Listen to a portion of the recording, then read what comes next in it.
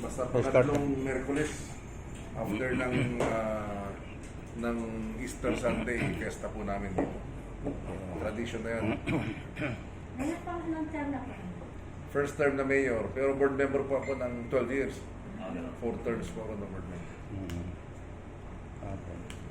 Okay, actually po, Mayor, magandang hapon sa inyo. At pinakagalak po namin na kayo po ay ma-interview doon po sa aming dito po sa aming Facebook Live. At sa ngayon po ay narito po ang ating grupo, Compositive Media Group. Kinabibilangan po ng ating mga iba't ibang mga outlet ng pahayagan. Partikular na po yung Gabay ng Bayan at Saksi Bomba at yung expose news ng yung mga kasama natin sa media. Ayun pa ni Mayor, bali makipagsitwasyon na lang po kami tungkol po dito sa inyong nalalapit na kapistahan dito po sa Manawag. Okay, maraming salamat sa pagdaan. Of course, they're always welcome sa aming pilgrimage town. Ang Manawag po ay pintuan o true gateway ng probinsya ng Pangasinan. In short, so yung mga pupunta po ng Pangasinan, dito sila nagagawin, pumupunta, no? O kasama sa plano sa kanilang mga ikutan o papasyaran sa Pangasinan. And in fact, by Department of Tourism, kami po ang number 1 tourist destination. Kaya nga po napakarami pong tao dito, lalo na pag weekends, Saturday and Sunday. At we are a pilgrimage town. 3 beses nang nahati itong aming bayan, no? Yung Bidalonan kay Governor Gico, itong Lawak at saka ito, dati isang munisipyo yan. At nahati na ng 2 beses, kaya we are only 26 barangays now. So ako po ay unang termino na mayor, pero hindi po tayo bago. Sabi ko nga, as public servant, dahil tayo po yung naging board member po ng 4th District, itong 4th District ng Pangasinan, ay ito po yung distrito ng mga Divinesia. At ang Pangasinan, sa laki po ng Pangasinan, 6 ang distrito dito. Pero sa dami namin, kasi by voting population, pangatlo po sa na probinsya ang Pangasinan na may pinakamaraming botante. No? Kaya nga vote rich, kaya nga pag dumarating ang halalan, national lalo na, lahat dito ay talagang dumadaan ng Manawag at tumihingi ng tulong sa atin at intercession ng Ina Maria ng Our Lady of Manawag. So, board member po tayo ng 12 years at nag-consel din po tayo ng araw. No? At ayun nga, first term as mayor at ako po yung nakagalak dahil sabi ko nga, parang tadhana talaga dahil nga Manawag, si Mama Mary at ang mayor nilang apelido, Rosario. Kaya hindi nyo makakalimutan Rosario. Kaya nung kampanya, sabi ko nga, baka naman mga kababayan ko, gusto nyo masubukan ang sabi nga ni Mama Mary, mag-Rosario kayo, kaya sinunod naman nila. At tayo binigyan ng pagkakataon na magsilbi bilang mayor. Yes, okay. Tayo po isang doktor po by profession. No? Anesthesiologist ako by medical specialization. At as mayor, siyempre nakalagay po sa batas na bawal i-practice yung profession. Kaya ibig sabihin po noon, obvious na talagang ang call of the position ay full-time. Kaya nandito tayo halos araw-araw. At natutuwa naman ako dahil nadadatnan nila ang punong bayan dito. Kaya tulad ngayon, who would ever think na dadatnan yung ang mayor ng bayan sa ganitong oras sa mga munisipyo. So siguro sa iba baka wala na. After lunch na lang. Pero tayo po ay dahil binigay natin yung ating puso dito, kaya madadatnan nyo. At kahit nababalik pa sa ibang araw, nandito po tayo, wala po tayong ibang mga appointments. Okay. Bali, ano po, magsisimula na po sa agency po yung kapistahan dito, Mayor. Bali, nais po namin saksihan itong kapistahan ninyo. At bali, siyempre, titingnan po namin ang preparasyon ng gagawin ninyong celebration po dito sa kapistahan. Well, ang Manawag po ay pinagpalang bayan dahil nga kami po, no, alam naman natin may separation of church and the state, pero hindi po masyadong nakikita at napapractice dito dahil nga we cannot totally detach the LGU sa operations po ng ating pong simbahan. No? 2 beses lang po lumalabas ang original na imahe ng Our Lady of Manawag. Isa po itong mangyayari sa Miyerkules. Pangatlong Miyerkules pagkatapos ng Easter Sunday. At pag lumalabas po yan, talagang dumarating. At dumadalo ang napakaraming deboto ng Our Lady of Manawag. No? So we're expecting a big crowd this coming Wednesday especially. But the whole week, starting Monday, ay ito po yung aming kapistahan na linggo. So almost every night, meron pong mga activities dyan. At syempre yung highlight nga itong procession, solemn procession. So again, traditionally po, ang aming unang parte ng festa ay itong ecumenical Thanksgiving prayer rally ng ating mga Christian brothers and sisters. At yun nga, may parade din, syempre civic parade in the afternoon. Sa second day, civil society organization, dahil po ng mga NGO group at kasama po yung bagong-bagong tatag na Manawag Business Club. Sabi ko nga kung merong MBC sa Makati na napaka-influential, binuo rin namin ang MBC dito sa Manawag, pero Manawag Business Club, hindi po Makati Business Club. Kasama yung mga ng NGOs, tricycle operators, at senior citizens, etc. So parang people's right din. At Miyerkules, after po ng procession ng ganitong oras, ay yun po yung farmers night naman natin. Ang Manawag po ay ang majority pa rin ng pinagkakakitaan ng mga mamamayan ay pagsasaka pa rin.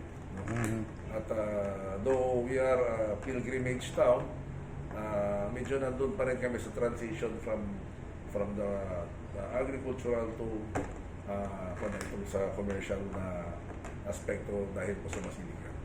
And Thursday, barangay night. No? Tradition naman yan na celebration kada fiesta ng lahat ng bayan. Merong barangay night. We're expecting a big crowd dahil nga maraming mga bisita, mga VIP sa darating. No? One is Senator Bongo, in-expect namin. Ating mga mahal na governor, ating mahal na congressman, at ating former 5-time speaker na si Lakay Joe Divinesha. Apa. At Friday naman, itong ating mga kabataan, meron kami in-invite na national band, itong Bandang Lapis group, no? At para sa mga kabataan. And finally, Saturday, Educators Night naman. So that will wrap up the whole 6-day celebration ng Manawag Town Fiesta ngayong taon. Ano pa kayo daragdag na tanong? Bali, Mayor, nabanggit niyo po na, di ba, tatlong bayan na dapat isa ngayon, Manawag. Bali, ilan area po dito sa Manawag ang nasasakupan niyo? Well, sa ngayon, more or less 55 to 56,000 square kilometers ang bayan ng Manawag ngayon. Just imagine kung naking tatlo ang laki-laki dapat nung araw. So, ito pang maganda dahil nga kami po ang blessing capital na ng Pilipinas. No? Sa mga debotong Katoliko, dito na sila nagpapaplis. Kung punta ka ng linggo dito, napakahaba ng pila, umabot sa pangalawang barangay ang pila ng mga nagpapabless ng sasakyan. No? And Manawag is getting more closer to the highways. Dahil nga 8 kilometers away po, nasa Tiplex ka na. No? At magkakaroon pa ng bagong highway dito na itatayo ng San Miguel Corporation in partnership with the local provincial government, no? At i-connect nila yung eastern part to the western part of Pangasinan dahil mahaba po yung aming probinsya. Malaki po yung probinsya ng Pangasinan, 47 LGUs. Sama po yung 3 component city doon, plus Dagupan City, highly urbanized. So, i-connect po from Tiplex, hindi na kami mag-exit dyan. Pag natapos po yun, no? We're looking at it more or less 4 or 5 years from now. Yung highway na yan, na elevated na gagawin ng San Miguel, unang interchange na Manawag na, dito na. Pangalawa, after ng Manawag, Calasiao, after Calasiao, Lingayen, tapos Alaminos na. So, konti ang exits, konti ang interchange, dahil gusto po, ang objective po nun ay mapabilis at mabawasan yung travel time from the eastern to the western part ng probinsya. Mga ilang populasyon ng Manawag? Manawag ngayon, more or less, mga 78,000. No? But yung voting namin, nasa around 47. Ako po na Batangas. Yeah, 47,000. Ilang barangays po? 26 po, 26.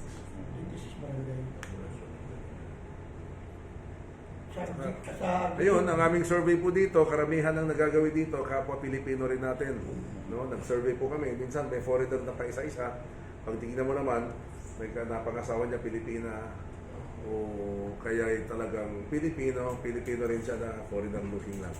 So, around 97-98% Filipino po ang nagagawi dito. Local man o galing abroad din na Pilipino. Ano yung mga... No? At yun nga, nag-average kami ng 57,000 weekly visitors in Manawan. At kung isa-isang taon, more or less, mga 8 million po yan. No, close to 8 million na tao. Kaya nga, ngayon pa lang po, nagbubulusok po yung mga would-be investors, the economy, dahil nga po siguro, I see Manawag now, honestly, and it's a golden era na nakikita ko po yung break niya. No? Ngayon pa lang po dumarating ang mga commercial banks, ngayon pa lang dumarating yung mga developers na the latest, Santa Lucia Realty, magde-develop siya dito ng 43 hectares, residential, commercial, at yung mga malalaking developers from other areas, Villar Group, nandito na rin po ang itong grupo ng mga taga Baguio, itong ating Goshen Developers, Development Corporation, ay nandito na rin. So, Manawag is on the way to progress and prosperity. Pero bottom line, mahirap naman matchapsuy ka agad kung ganun ka agad na bukas dito, bukas doon. Kaya nagkaroon po kami ng idea na iplano. So we tap an urban planner para iplano po yung buong munisipyo, buong bayan para po may lugar para bawat isang magnenegosyo. So marami na, darating na rin ang McDonald's dito dahil naghanap na siya ng lupa. So Manawag in its golden era, the next time siguro na magawi kayo dito, may bago na naman. We have a new hotel na presentable naman at magkakaroon din ng isang bagong hotel this year na i-ground break dito sa aming bayan. Palagay mo sir, may pagkakataon na magiging city sir? Well, we have attempted once ang city through congressional legislation, hindi po nakalusot dahil kulang po kami, dahil nga nahati nga kami ng 2 beses na, kulang kami ng population income at saka land area. Yun yung mga basic requirements sa Congress. Pero kung ang habol lang natin, o ang habol lang namin, ay just to have it the label of being a pilgrimage city, pwede naman po siguro hingin yan sa Department of Tourism para po i-declare nila ang aming bayan bilang special pilgrimage city of the North. So, tunay na pinagpala dahil kami po'y pinupuntan ng tao sa ibang bayan. Kung ano-ano pang promotion para pasyalan sila. Pero kami po, kukuya-kuya-kuya lang kami dito because of the call of Mama Mary. Nandito pong napakaraming devoto.